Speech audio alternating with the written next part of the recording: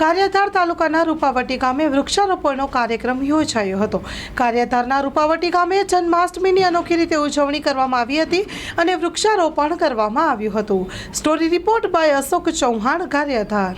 મહાવીરસિંહ ગામ રૂપાવટી આજે આ સાતમ આઠમના તહેવાર નિમિત્તે અમારા રૂપાવટી ગામના ઉદ્યોગપતિઓ વસતા સુરત, અમદાવાદ કે ભાઈ પ્રવીણભાઈ છે તો ઇઝરાયલથી આજે વૃક્ષારોપણ કાર્યક્રમ કર્યો છે, એમાં હાજરી આપી છે, અમને પ્રોત્સાહિત કર્યા છે।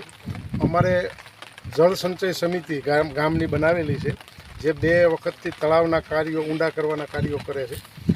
એ લોકો દ્વારા બાંહેધરી એવી આપેલી કે ભાઈ અમે આ ઝાડને 3 વર્ષ કે 5 વર્ષ સુધી જતન કરી અને ઉછેર કરશું। એટલે સુરતથી આ લોકો અત્યારે હાજરી આપી, આવા એનો કિંમતી સમય કાઢી અને પ્રોત્સાહિત ગામના લોકોને કર્યા છે અને ગામ લોકોએ એવી ખાતરી આપી છે કે અમે આ 3 થી 5 વર્ષ માટે એનો જ્યાં સુધી પાયા બહાર નહીં નીકળે, મોટું ઝાડ ન થાય ત્યાં સુધી જતન કરશું। એવું અમે વૃક્ષારોપણનો ગામ લોકોના સહયોગથી આજે કાર્યક્રમ રાખ્યો છે અને ઉત્સાહિત ગામ લોકો બધાએ હાજરી આપી છે।